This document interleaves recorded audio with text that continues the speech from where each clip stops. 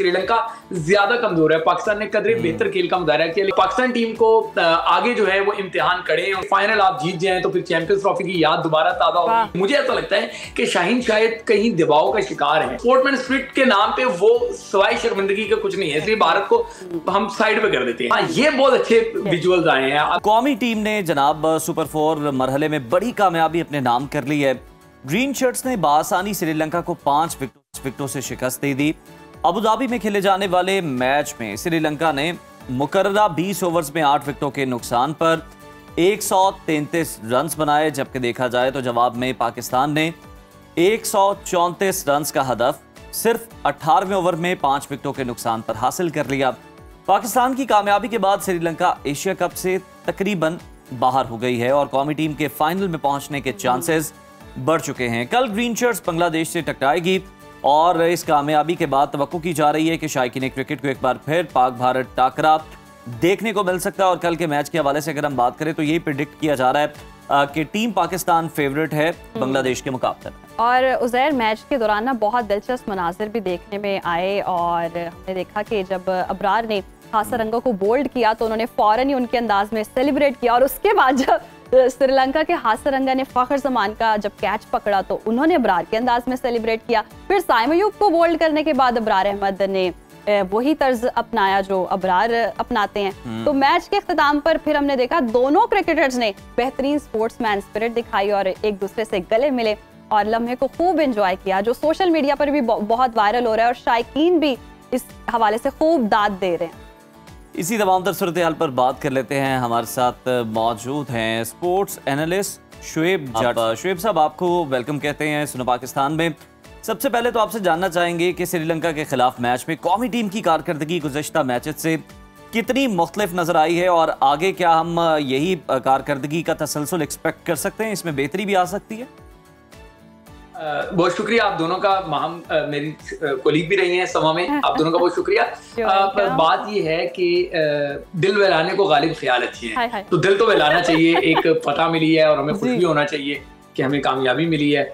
और श्रीलंका कदरे बेहतर टीम है। ओमान जो है वो कमजोर अरीब था, लेकिन श्रीलंका बेहतर टीम है। लेकिन मैंने कल ही शो में बात की थी कि ये जो मैच था ये दो अच्छी टीमों के दरमियान नहीं था, दो कमजोर टीमों के दरमियान था कि इनमें से कौन सी टीम ज्यादा कमजोर है और कौन सी टीम कम कमजोर है। तो ये पता चल गया कि श्रीलंका ज्यादा कमजोर है। पाकिस्तान ने कदरे बेहतर खेल का मुजाहरा किया, लेकिन एक मौके पे आप लोगों ने मैच देखा होगा तो मैच हलक में आ गया था, सांसें अटक गई थी कि 80 पे गालिबन पाकिस्तान की आधी टीम लौट चुकी थी।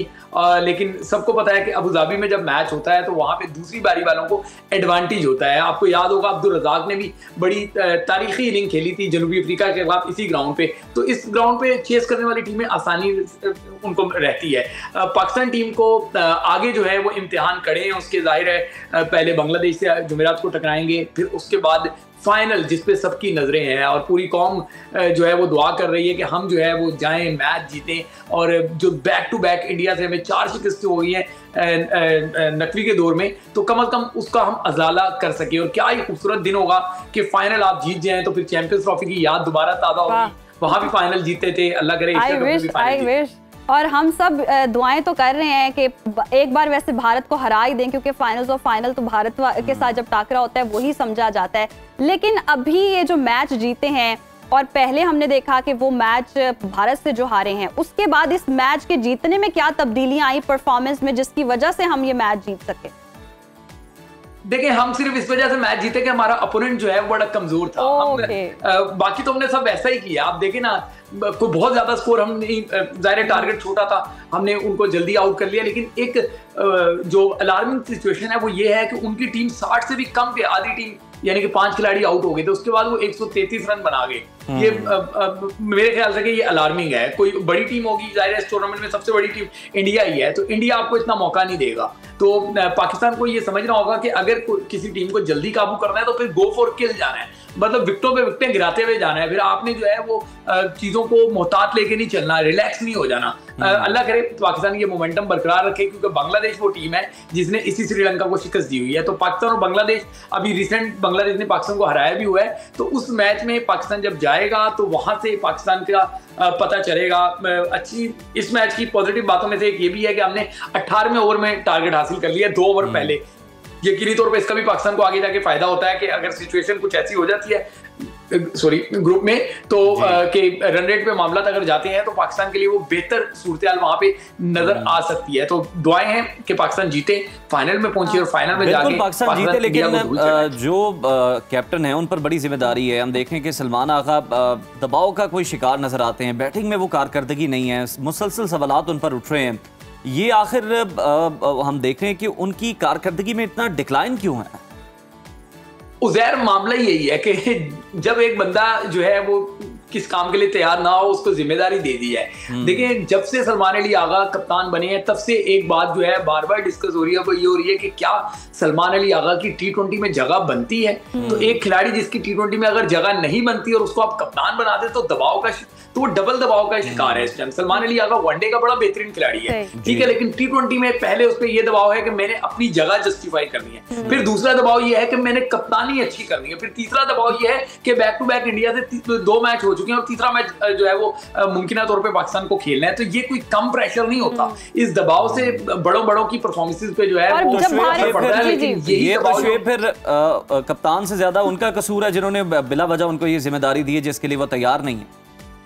ज़ाहिर बड़ी बात है कि आप ये बात कर रहे हैं, वरना पाकिस्तान में तो आजकल उन जिम्मेदारों की कोई बात ही नहीं कर रहा जो असल जिम्मेदार है पाकिस्तान की क्रिकेट को डिक्लाइन पे ले जाने के, तबाही से 2-4 करने पे, पाकिस्तान क्रिकेट को तजर्बागाह बनाने पे। अच्छी बातें कर लेते हैं पाकिस्तान। लेकिन शोएब हम तो शुरू से बात करते आ रहे हैं, जो सर्जरीज की बातें हो रही थी वो सर्जरीज दिखाई तो नहीं देती। माम आप पुरानी शरारती हैं, आप नई शरारती नहीं है। मैंने इसीलिए आपका जिक्र किया कि हम कोलीग जब थे तब भी मुझे पता था कि आप तब भी जब मेरा बीपर वगैरह लेती थी तो बड़े चुभते हुए सवाल कर लेती थी। तो सर्जरी को अभी पीछे ही रहने दे, आज जीते हैं, आज जीत की बात कर लेते हैं। अगर हमने सलमान अली आगा की बात कर ली है, साइम अयूब की बात कर लें, उनसे भी बड़ी उम्मीदें रही हैं। उनके बारे में कहा जाता है उनका जी बहुत अच्छा स्टाइल है, उनको मैच के बारे में, गेम के बारे में अवेयरनेस भी बहुत है, रिस्की शॉट्स भी बहुत खेलते हैं और उनके पास वैरायटी भी बहुत है, लेकिन वो भी मुसलसल नाकाम दिखाई दे रहे हैं। उनकी फिर क्या वजह है? माम वो एक उर्दू का मुहावरा सा है, अगर मैं सही से दोहरा सकूं, कि जिन पत्तों पे किया तकिया वो पत्ते ही हवा कराने लगे।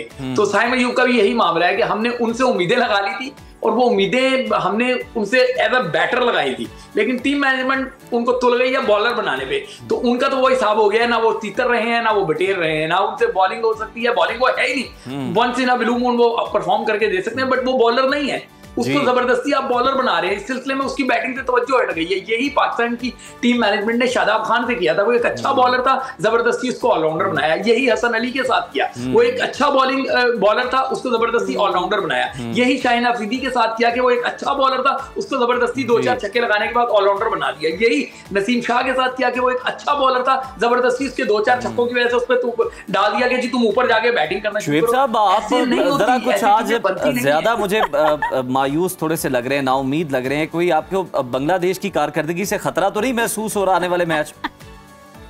उज़ैर मुझे तो पाकिस्तान टीम की कारकर्दगी से खतरा महसूस हो रहा है। मैं अपोनेंट को तो देख ही नहीं रहा, मैं खुद कमजोर हूं। मैं पाकिस्तान की हैसियत से ये बात कर रहा हूं, पाकिस्तान टीम खुद कमजोर है तो मुझे दूसरों का खतरा क्यों होगा?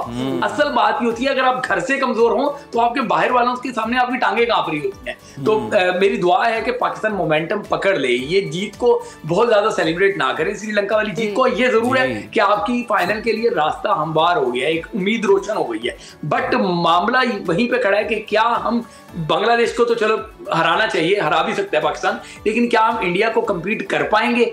वहां देखें वो किस तरीके से बात कर बतंगड़ बना रहे हैं, किस तरीके से चीजों को आगे लेके चल रहे हैं। तो यहाँ पे अगर हमने देखना है तो फिर बांग्लादेश से ज्यादा नजरें हमारी भारत में होनी चाहिए कि बांग्लादेश को हराएं, भारत से जाके टकराएं और फिर भारत को शिकस्त देके ये जो बैक टू बैक हमें मुसलसल 4 शिकस्तें हो गई हैं, इनका कुछ अजाला कर सके। जी, और हम परफॉर्मेंस की बात कर रहे हैं और यकीनन अब भारत से भी अगर मैच होने जा रहा है तो शाहीन शाह को कैसे भूल सकते हैं। उनकी परफॉर्मेंस में हम देख रहे हैं श्रीलंका के खिलाफ बेहतरी नजर आ रही है। अगले मैचेस में शाहीन अफरीदी से बेहतरी की कितनी उम्मीद रखनी चाहिए और वो आइंदा मैचेस में इससे भी ज्यादा क्या बेहतर परफॉर्म कर सकते हैं?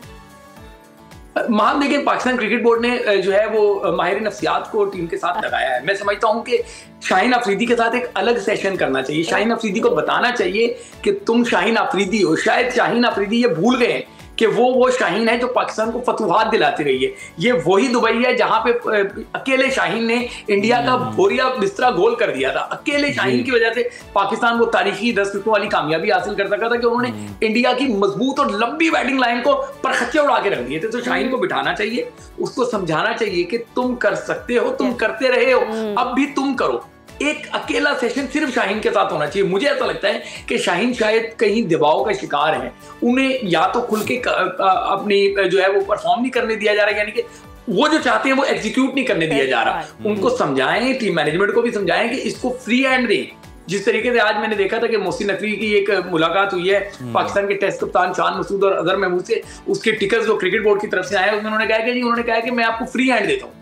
ऐसे ही शाहीन अफरीदी को भी बिठाएं, उसको फ्री हैंड दें। शाहीन तुम जाओ, तुम कर सकते हो, तुमने करके दिखाना है। शाहीन करेगा, लेकिन अगर आप कहेंगे कि जी तुम एक मशीन हो, हम तुम्हें कह रहे हैं कि ये जाके करो, वही करो, तो वो वैसे नहीं कर सकेगा। कुछ खिलाड़ी होते हैं जिनको फ्रीडम चाहिए होता है, जो शाहीन अफरीदी उनमें से हैं। अच्छी बात है कि उनका ऑन एंड ऑफ रिदम जो है ना वो आता आ रहा है। चलिए शोएब, ये तो होगी परफॉर्मेंस की बात। दूसरी हम देखें अगर स्पोर्ट्समैन स्पिरिट की बात करें तो भारत की जानिब से तो वो नजर नहीं आता, लेकिन इस मैच में देखें तो खासरंगा और अबरार की जो हमने वो दिलचस्प मनाजिर देखे हैं, एक दूसरे को वो सेलिब्रेट करते रहे हैं, वो कितने खूबसूरत मनाजिर थे। और स्पोर्ट्समैन स्पिरिट का जो मुजाहिरा किया उस पर आप क्या कहें?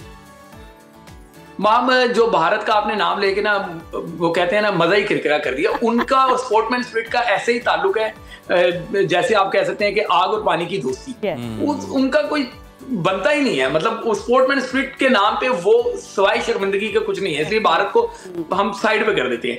हाँ, ये बहुत अच्छे विजुअल्स आए हैं। आप देखें जिस तरीके से हसरंगा जो है वो रिस्पॉन्ड कर रहा है, जिस तरीके से बाद में बाबर आजम जो इमरान है वो जाके उनसे मिल रहे हैं, तो एक अच्छी थी ना। देखिए, यही तो खेल की खूबसूरती है कि आप थोड़ी देर पहले टकरा रहे होते हैं, थोड़ी देर के बाद जो है ना वो आप जफ्फियां डाल रहे होते हैं, खुशगपियां लगा रहे होते हैं। माजी में ऐसे ही होता था कि विराट कोहली आता था, पाकिस्तान टीम के साथ मिल जाता था, पाकिस्तानी खिलाड़ी, मुझे याद है कि बुमराह के बच्चे की पैदाइश हुई तो शाहीन अफरीदी उनको मिठाई दे रहे थे।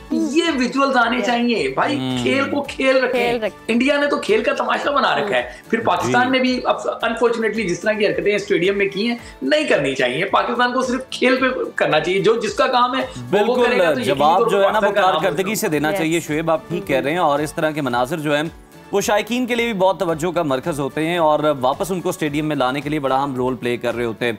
अच्छा, कुछ शायकीन ये भी कह रहे हैं, हम देख रहे हैं एक्सपर्ट जनाब, कि वो अब बाबर और रिजवान का जो तजर्बा है, जो उनका एक्सपीरियंस है, उसको भी मिस कर रहे हैं। आपको क्या लगता है कि वाकई उनकी कमी जो है वो महसूस की जा रही है टीम की कारकर्दगी में? उधर बाबर के कप्तानी में पाकिस्तान 6 आईसीसी के इवेंट हार गया, 6 आईसीसी के इवेंट, और इसमें सिर्फ कप्तानी से नहीं आ रहा, बाबर की अपनी परफॉर्मेंस भी नहीं है। 2021 के बाद उनके बल्ले को जो जंग लगा है वो आज तक जंग उतरा ही नहीं है, ठीक है ना। उनके बल्ले पे गर्द लग चुकी है लेकिन रन नहीं निकल रहे उस बल्ले से। तो बहरहाल जो लोग ऐसा सोचते हैं उनके लिए खुशखबरी है कि बाबर आजम वापस आ गए हैं टीम में। मोहम्मद रिजवान भी टीम में वापस आ गए हैं। अब जो वर्ल्ड कप का स्क्वाड होना है इस इवेंट के बाद, तो उसमें आप ये दोनों खिलाड़ी आपको नजर आ रहे होंगे। पाकिस्तान क्रिकेट बोर्ड का ये असूली फैसला हमारे जराये ने इसकी तस्दीक कर दी है। तो ये तो जो बाबर आजम के फैन है, शायकीन है, उनके लिए खुशखबरी है। लेकिन पाकिस्तान क्रिकेट के लिए मैं ये समझता हूँ कि मातम का दिन है, क्योंकि बाबर आजम की वजह से ही आज हम यहाँ पे खड़े हैं कि हमारे पास बैकअप नहीं है। आप इंडिया को देखें कि इंडिया ने अपने मुसलसल बैकअप बनाए हैं। जब बाबर आजम कप्तान थे, बाबर आजम टीम के साथ थे, ना वो छोटी टीम के खिलाफ मैच छोड़ते थे, ना छोटा टूर छोड़ते थे, ठीक है ना वो अपने दोस्तों को बाहर बिठाते थे, ना किसी और को अंदर आने देते थे। अगर तब उन्होंने अकलमंदी से काम किया होता, छोटे मैचेस में खुद बैठ जाते, दूसरे बेंच स्ट्रेंथ को मैदान में उतारते, अपने दोस्तों को रेस्ट करवा देते, बेंच स्ट्रेंथ को लेकर आते या जो परफॉर्मर थे उनको लेकर आते, तो आज टीम बड़ी होती है। साहिबजादा फरहान मुसलसल परफॉर्म करता रहा, इसको बाहर रखा गया। अगर वो उन दिनों में खेल रहा होता तो आज ये मंच के कम से कम अभिषेक शर्मा से ज्यादा अच्छा बैटर बना होता, ठीक है ना। लेकिन अनफॉर्चुनेटली हमने अपने टैलेंट को जो है ना वो ग्रूम ही नहीं किया। कामरान गुलाम एक थे पाकिस्तान के वनडे के, सही है ना, मुसलसल परफॉर्म करते रहे, लेकिन उनकी 1-2 फेलियर के बाद उनको बाहर कर दिया गया। साइम अय्यूब को 30-40 मौके दिए गए हैं। मैं शर्जील खान की स्टेटमेंट पढ़ा तो उन्होंने बिल्कुल सही कहा है कि इतने मौके शर्जील को दिए होते तो शर्जील इस टाइम पता नहीं कितने रिकॉर्ड बना चुका होता। साइम अय्यूब को बाबर की दोस्ती का सिला मिल रहा है और ये टीम दोस्तियों की वजह से आज तबाह हो रही है। सही। तो अच्छा शोएब, आप आने वाले वक्तों में पाक भारत टाकरा देख रहे हैं या पॉसिबिलिटी है कि भारत ही मैच हार जाए और वो फाइनल मैच 2 मैचेस हैं उसके? 2 मैचेस हैं उसके। मैम थोड़ी आवाज आपकी कम आई थी, मेरे ख्याल से आप पाकिस्तान और भारत के फाइनल की बात कर रहे हैं। फाइनल की मैं बात कर रही हूँ, मैं ये कह रही हूँ भारत के आगे 2 मैचेस हैं, तो ये पॉसिबिलिटी है कि भारत मैच हार जाए और ये फिर फाइनल जो है पाक भारत टाकरा हो ही ना।